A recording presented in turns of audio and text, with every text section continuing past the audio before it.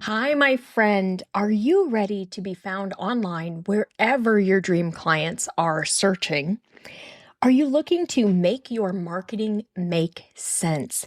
Do you want to be able to confidently make decisions about your marketing so that you can stop wasting your time and money and really know what to focus on to grow your business? If so, you are in the right place, and I am so excited to have you here. Let's jump right in. Hi, and welcome back to the podcast. And can you believe how close we are getting to the end of the year? This is crazy to me. So, we're going to have 3 more new episodes, and then I'm going to take a break for 2 weeks at the holidays because I'm going to guess you're going to do the same thing. And then we'll reconvene here in early January 2026. So, today I want to talk about how you can market your business online or online marketing tips for entrepreneurs. I want you to use these to think about what you might do with your business in 2026.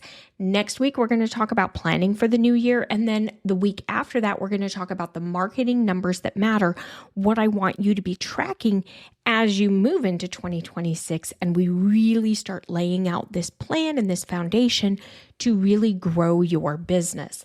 All right, so today, how do we really start marketing your business online? Now, it's very possible you may have parts and pieces and you may have done some of this, but you may not have done it all.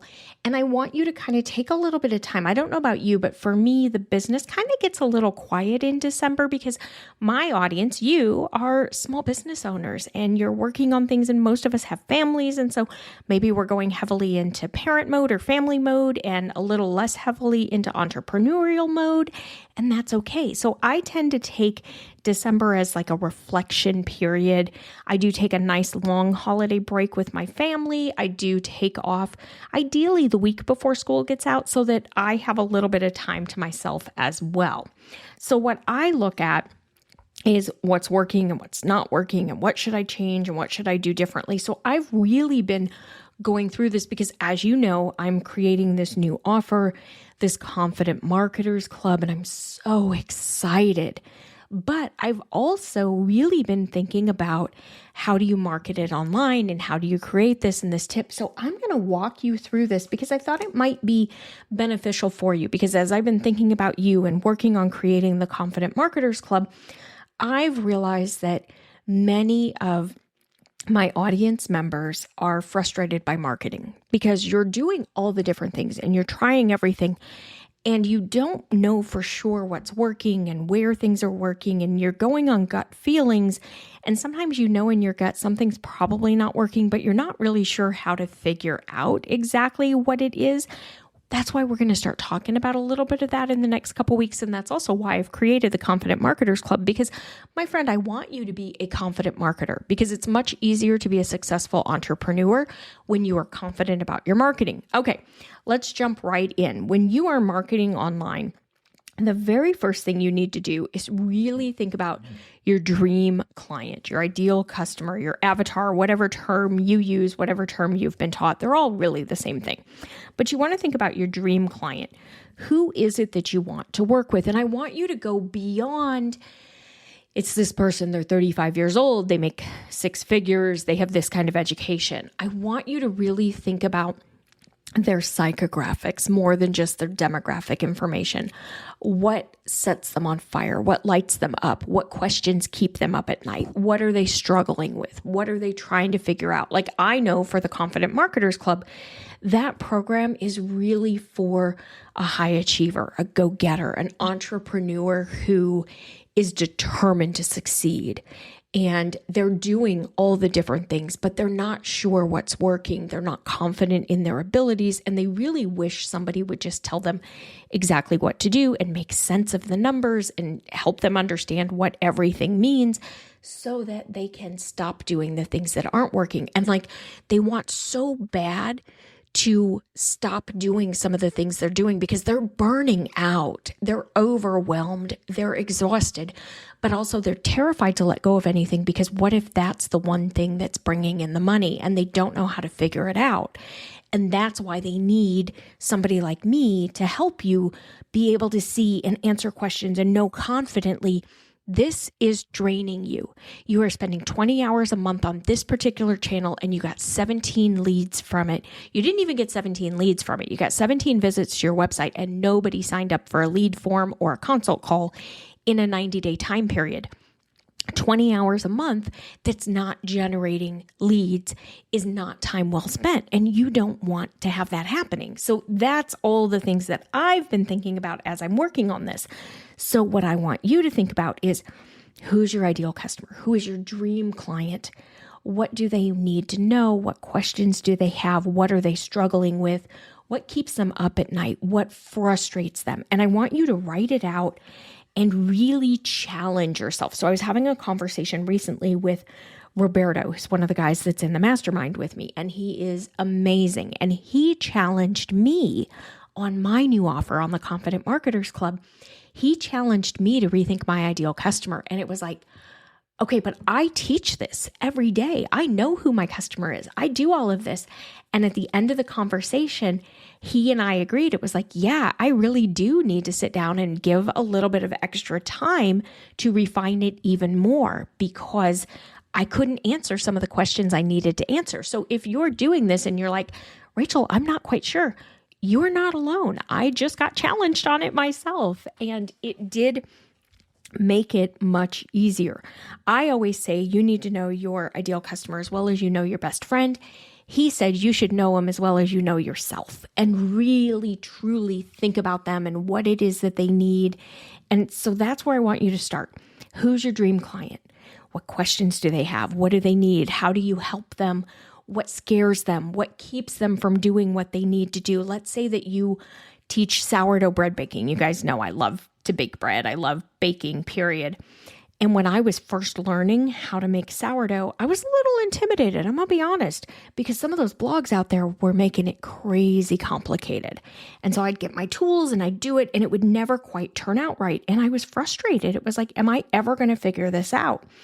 If somebody had had a guide that said how to make beautiful loaves of sourdough bread, even if you question if you're ever going to figure it out, I would have signed up. I would have probably paid for a class if somebody had said, I'm going to show you exactly what to do step by step to make the most beautiful loaves of sourdough bread, because I would have saved a lot of time, money, and energy in the long run versus trying to do it myself. So think about that when you're thinking about your ideal customer. What questions they have, what do they need to know, what are their fears, what are their concerns, all of that. Then I want you to think about, where do they spend their time online? Because it's going to be important for you to find the right marketing channels. Not only do you need to know them, you need to know where they're going to be. So if your ideal customer is a boomer, you don't need to be on TikTok, because your boomer is probably not on TikTok. If your ideal customer is Gen Z, you probably don't need to be on Facebook, because they're very likely not active on Facebook. They might be on Instagram. They're more likely on TikTok. If you have a millennial, they're more likely going to be on Instagram. They could also be over on TikTok, could potentially be on Pinterest, depending upon which type of client you're trying to connect with, what type of content you create, etc. So you really want to think about, who is my customer? Where do they spend their time? If you're not sure where they spend their time, I want you to just go and do a search. You can go to Google and search for social media statistics 2025, social media use statistics. All of the sites have that. Pew Research also generally has a good social media usage statistics report that they update each year that'll give you an idea where your people are spending time. Also think anecdotally, as you're engaging with your ideal customer, where do they spend their time? Now, what I'm going to want you to do is really focus in on one channel. I don't want you to try to be everywhere all the time, because when we do that, we stretch ourselves too thin and we end up burning out and being overwhelmed because we're trying to do too much. So pick one channel for your social or for your content.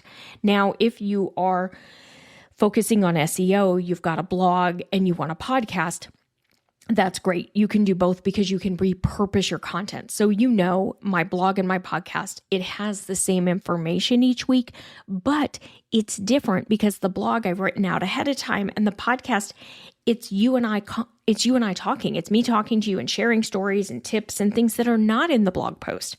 So I use my blog post as an outline. I write down the big points that I want to make sure that I address on the podcast episode because I don't want to lose focus and I don't want to meander and wander and be one of those annoying podcasters that you don't want to listen to because they never get to the point. So I do have that to keep me on track, but you can do a repurpose. So if you're blogging, you can also repurpose and use that blog outline for your podcast. You don't have to script a podcast episode. You can do that and just add in what you need to. If you're on social, choose one social media channel. Don't try to be on all of them because remember, there's a lot of time involved, especially with social media. There are images, there are videos to create, there are short form video, there's captions to update, there's connection, there's, conversations to have in the DMs, all of that. You're going to spend quite a bit of time on whichever channel that you decide to do. So really think about where do you want to spend your time? Where do you have the best chance of connecting with your ideal customer? Then I want you to really focus in on what is it that they need. And you want your content to answer their questions and provide value and be helpful. All those things that you wrote out when you were thinking about them and really putting together your ideal customer avatar, your ideal dream client, I want you to really think about what do they need because that's the type of content that you want to be creating for whatever channel you're going to share it on. And if you're repurposing across multiple channels, which you should be because you're creating the content, we want to use it in multiple channels, you'll need to adjust it slightly to the different channels, potentially. Like if you're doing a podcast and you want to do Reels on Insta or you want to do TikToks, you're going to have to pull clips and edit and do stuff like that. So you want to think about how involved you want to get, how much time you want to allocate to this, because remember, you're an entrepreneur, which means you also have a business to run. You can't spend all of your time marketing your business, but you're going to have to spend some if you want to grow. Then what we want to think about is really positioning your business as a solution for their problems, their questions, their concerns. You are there to help make their life better. You are there to teach them, to guide them, to help them. And that's how you're going to not just create content, but actually grow a business because it all has to tie back. You always stay 100% focused on your dream client, your ideal customer. You provide value to them, and then you just naturally, gently let them know, I'm here to help you. I can serve you. This is how we can work together. Go ahead and get my freebie. It's going to help you with this. Let's go back to the sourdough baking example. Here's the freebie on the tips for sourdough bread making. Here's 5 tips to make your loaves look better. Here's 5 tips to score better on your designs so that they look beautiful. My very first loaves were not beautiful, y'all. But now that I've been making bread, I've been baking for about 5 years and I've got a better understanding of it and I've got all the right tools.